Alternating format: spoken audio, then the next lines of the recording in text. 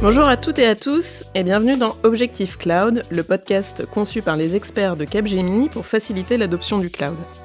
Je suis Delphine Legarlès, responsable marketing de l'offre cloud pour Capgemini France, et je suis aujourd'hui avec Aymeric Tabou et Cédric Lim. Le mois dernier, nous avions abordé les apports du cloud pour un numérique responsable, et aujourd'hui on va se concentrer sur l'éco-conception des applications et le lien que ça peut avoir avec le cloud.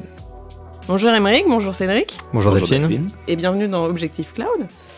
Est-ce que vous pourriez vous présenter en quelques mots s'il vous plaît ? Oui, bien sûr. Alors moi je m'appelle Aymeric Tabou, je suis senior consultant et digital architecte chez Capgemini Invent. Et au quotidien, je travaille sur des schémas directeurs, des transformations cloud pour des clients.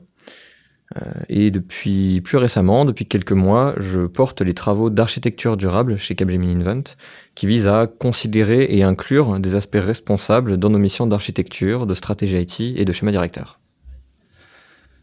Et je suis Cédric Lim, je suis architecte solution au sein de Capgemini. J'interviens plutôt sur des programmes orientés web et expérience utilisateur. Mais comme tout bon architecte qui se respecte, je travaille également sur tout plein d'autres sujets comme la performance, la sécurité, la traduction des besoins métiers et ainsi de suite. Côté numérique responsable, j'accompagne Capgemini dans sa démarche RSE, notamment via la conception d'une certification interne sur le numérique responsable. Et on vient de sortir, il y a quelques semaines, un serious game qui s'appelle Reset, à destination des différents métiers d'un projet, de manière à permettre à l'ensemble des intervenants de savoir ce que c'est que le numérique responsable et comment aborder le sujet. Ah, super. Alors, le mois dernier, on avait parlé avec Laurence Jumeau de cloud et de numérique responsable. On a parlé ensemble de localisation des données, d'efficacité énergétique. Quand on parle impact environnemental des applications, de quoi on parle exactement ? Si on rentre un peu dans le détail, on parle de la consommation électrique et des émissions de CO2 qui sont associées à ces applications. On parle du coup de ces éléments, donc de tout ce qui va être associé aux serveurs qui vont permettre à ces applications de fonctionner. Et donc on y pense aussi bien pendant que les applications sont en train de fonctionner dans ce qu'on appelle le run, mais aussi pendant qu'elles sont en train d'être construites, pendant ce qu'on appelle du coup le build. Et on va aussi se poser cette même question du cycle de vie sur les infrastructures qui sont sous-jacentes. Donc l'installation de ces serveurs, leur utilisation et évidemment ensuite, leur décommissionnement, leur recyclage, etc. Est-ce que le cloud peut avoir un impact et on peut aider à réduire cet impact environnemental ? Bien sûr, le cloud offre plein de services et de possibilités pour réduire l'impact environnemental.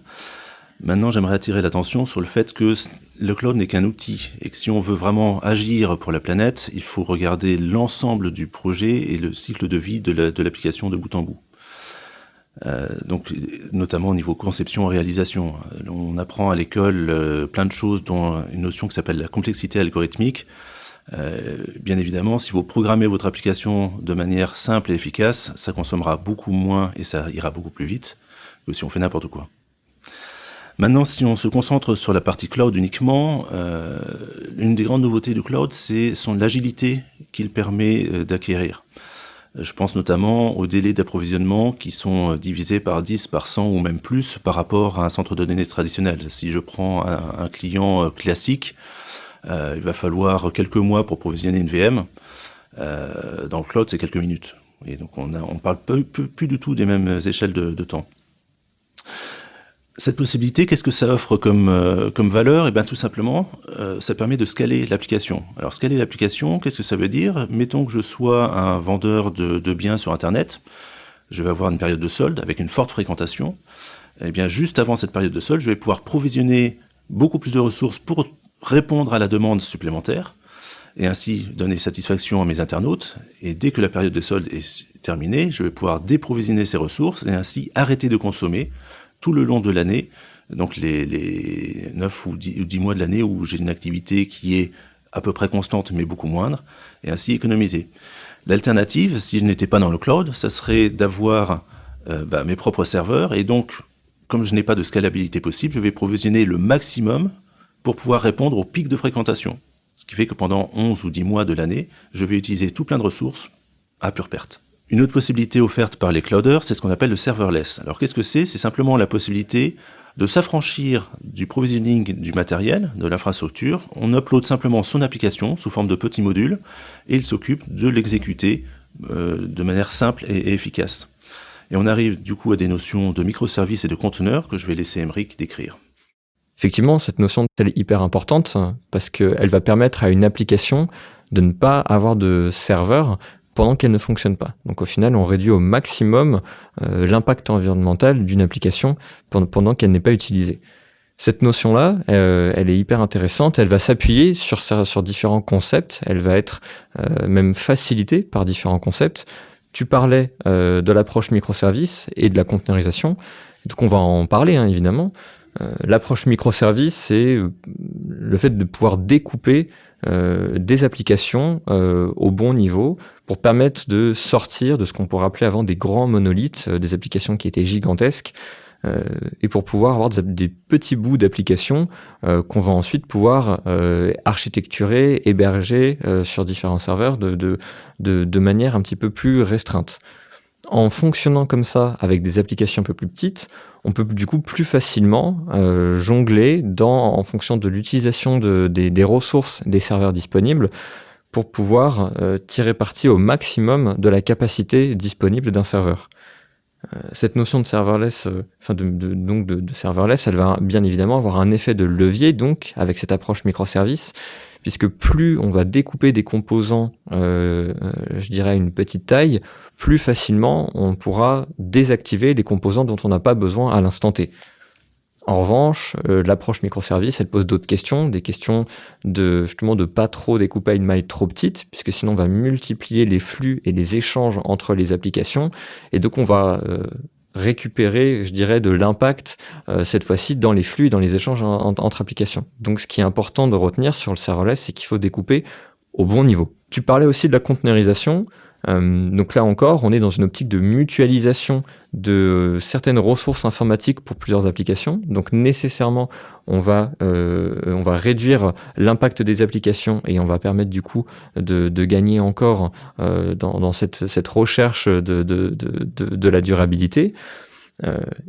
Cette technologie de serveur, donc de conteneurisation, elle va là encore faire un effet de levier finalement avec le serverless, puisqu'en mutualisant certains aspects et donc on réduit encore la taille des applications, bien finalement on peut là encore jongler un peu mieux avec la capacité des serveurs qu'on utilise et donc on peut encore une fois simplement couper le fonctionnement de ce bout d'application qui est conteneurisé quand on n'en a pas besoin.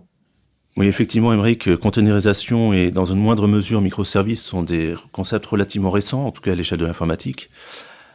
Il m'apparaît important du coup de garder à jour les connaissances et les concepts utilisés dans les entreprises, de manière à pouvoir profiter du cloud, puisque ce sont des concepts indispensables pour pouvoir y aller et finalement y aller de manière efficace. Justement, tu parlais de nouveautés en informatique. Est-ce que vous pourriez redonner les bonnes pratiques ou donner les bonnes pratiques autour de l'éco-conception des applications ?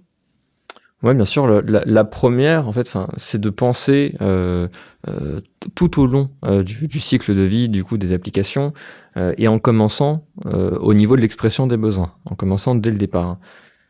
L'idée, c'est de dire que l'énergie la plus verte, c'est celle qu'on n'utilise pas. Et donc, qu'en réduisant potentiellement certaines exigences métiers, certains besoins, certains peut-être degrés de performance, on pourrait être capable de produire 90% ou 99% de la valeur métier avec simplement peut-être 30% de l'impact environnemental. Donc ça, c'est la première question. La deuxième question à se poser, c'est du coup, pendant les applications en elles-mêmes, dès leur conception, c'est du coup de les penser, comme on le disait, de manière scalable, de faire en sorte que le fonctionnement de l'application puisse s'adapter à ces montées en charge ou au fait justement à ces adaptations de charge en montant et en descendant, et qu'elle puisse justement s'arrêter sans interrompre un traitement ou pouvoir reprendre là où elle s'était arrêtée. Donc il faut penser un petit peu cloud native, donc tout un ensemble de règles et de principes qui vont permettre de justement tirer profit de ces capacités du cloud. En plus de cette conception du coup au début, on peut aussi en parler pendant le développement des applications avec la gestion des environnements dont on a déjà parlé, mais pour éviter justement le surprovisionnement d'environnement et de pouvoir minimiser là encore l'impact même pendant le développement des applications. Mais la vraie question, c'est du coup pendant le run des applications, c'est comment est-ce qu'on peut se poser des bonnes questions sur les performances justement des applications en run, puisque c'est là que se joue l'essentiel de l'impact environnemental. En effet, Aymeric, les performances sont un sujet extrêmement délicat et absolument passionnant en ce qui me concerne. J'aimerais prendre 2 exemples pour illustrer ces propos et les propos de gains qu'on peut avoir en allant dans le cloud. C'est la disponibilité des applications, donc la haute disponibilité qu'on exprime généralement sous la forme d'un chiffre qui s'appelle le RTO, et la latence nécessaire pour servir à un internaute. La haute disponibilité change totalement de paradigme. Si j'ai une application, par exemple, de back-office, qui est indispensable à la bonne tenue de l'entreprise, mais sur laquelle je peux me permettre d'avoir quelques minutes de disponibilité. Je peux m'appuyer sur les services natifs du cloud, qui va détecter une interruption de service et remonter une instance en quelques minutes. L'alternative, qu'est-ce que c'est? Si je suis chez moi avec mes propres centres de données, comme je n'ai pas cette possibilité d'aller vite, je vais devoir surprovisionner et donc avoir au minimum 2 ou 3 instances de ce même back-office et donc consommer 2 à 3 fois plus. Voilà, donc le point clé ici, c'est nos clients nous demandent toujours un RTO de 0, bien évidemment, et on peut le faire. Maintenant, le vrai discours, c'est combien est-ce que ça coûte? Quel est le retour sur investissement? Est-ce que ça vaut le coup vraiment de doubler ou de tripler l'investissement et la dépense énergétique pour un gain métier extrêmement faible, puisque 10 minutes peut être acceptable pour un back-office. Sur la partie latence, on se situe plus du côté du front sur quelle est la rapidité avec laquelle je vais servir mes internautes. Si j'ai des clients en Europe et aux États-Unis, je vais avoir tendance à vouloir mettre un centre de données en Europe pour servir les Européens, un centre de données aux États-Unis pour servir les États-Unis, de manière à éviter la latence transatlantique qui s'établit grosso modo à pratiquement une centaine de millisecondes dans le pire des cas. 100 millisecondes, c'est très long pour une latence. Ça fait vraiment partir les internautes, et quand on vend des produits sur Internet, on a une bonne partie du chiffre d'affaires qui s'en va comme ça. Donc c'est vraiment très important.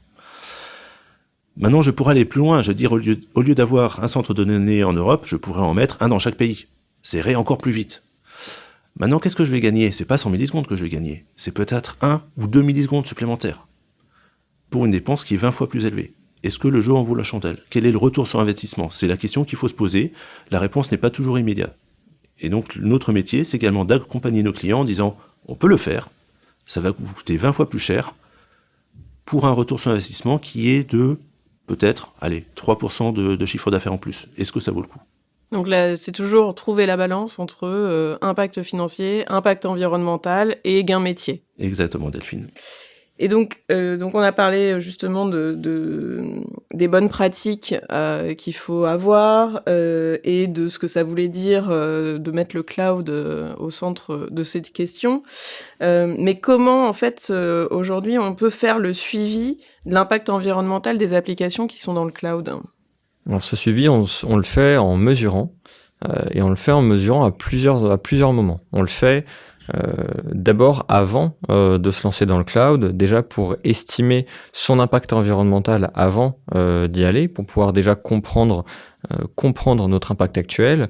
On le fait aussi en se projetant, du coup une fois qu'on sera dans le cloud, quel sera notre impact et comment on peut du coup voir l'écart entre les deux, et du coup comment on peut mieux dimensionner son cloud en cible ou mieux gérer sa transformation cloud pour pouvoir réduire cet impact. On le fait également à chaque question d'architecture. Finalement, on parlait du choix de performance, gagner quelques millisecondes pour potentiellement multiplier par 20 son impact environnemental. Il faut donc pour pouvoir prendre cette décision-là, il faut être capable de mesurer et d'être capable de dire qu'on va avoir un impact environnemental qui soit 20 fois plus grand. Et donc, il faudra mesurer, là encore, ces impacts-là dans les différents scénarios d'architecture qu'on va proposer quand on construira des architectures cibles. Et enfin, la dernière mesure, elle se fait en continu. Finalement, une fois qu'on est dans le cloud et qu'on utilise du cloud comme toute autre ressource informatique, il faut en suivre le fonctionnement, combien de ressources on consomme, et pour chacune de ces ressources, quel va être l'impact environnemental associé. Aujourd'hui, ces indicateurs, ils dépendent fortement des clouders qui investissent énormément dedans, parce qu'ils ont des grandes capacités justement d'innovation, et puisque c'est leur cœur de métier. Et donc aujourd'hui, les clouders fournissent déjà des premiers services qui peuvent aider à mesurer l'impact de la consommation de ressources dans le cloud. En revanche, ces données, on est un petit peu au début du chemin, puisque tous les fournisseurs ne fournissent pas les mêmes niveaux d'information. On n'a pas toujours des indicateurs très clairs sur l'impact environnemental d'un service comparé à un autre, et où on n'a pas non plus ce qu'on pourrait avoir par exemple sur le FinOps, qui serait du coup la consommation un peu en temps réel, et du coup notre facture en temps réel. Mais on n'a toujours pas aujourd'hui, du moins à l'heure où on enregistre ce podcast, un suivi en temps réel de son impact environnemental quand on utilise des informations dans le cloud. Et donc pour pallier à ça, il faut se doter d'outils en interne pour pouvoir estimer sa propre consommation, comme je le disais, que ce soit avant ou après la migration dans le cloud, mais aussi pendant qu'on va utiliser des services cloud. Et pour le coup, ça c'est une question qui nous tient à cœur chez Capgemini, puisqu'on a nous-mêmes développé notre propre outil qui nous a permis en interne de suivre justement notre impact, mais qu'on propose aussi à des clients, que ce soit dans le cadre de missions de transformation cloud ou dans le cadre de diverses missions de schéma directeur, pour justement estimer et les aider à mieux estimer leur impact environnemental sur la base de cette utilisation du cloud. Merci à tous les deux. On arrive à la conclusion de ce podcast. On a une question traditionnelle dans ce podcast. Ça s'appelle Objectif Cloud, et du coup, on se pose la question, quel est votre objectif pro ou perso dans les mois à venir ? Alors, d'un point de vue professionnel, on a de nombreuses communautés à Capgemini, et je vais m'attacher à rapprocher les communautés numériques responsables et performances, puisqu'il y a d'énormes synergies à mettre en place entre les deux. Ouais, merci Cédric. Moi, de mon côté, je vais être sur un objectif un peu plus personnel. Je vais essayer d'apprendre l'alphabet coréen et d'apprendre à parler un petit peu coréen, puisque d'ici quelques semaines, je vais partir habiter en Corée pendant plusieurs mois. Bel objectif aussi. Merci à tous les deux. Merci Delphine. Merci Delphine. Merci à toutes et à tous d'avoir écouté ce nouvel épisode d'Objectif Cloud. Si ce podcast vous a plu, n'hésitez pas à le partager, et je vous dis à bientôt pour un nouvel épisode.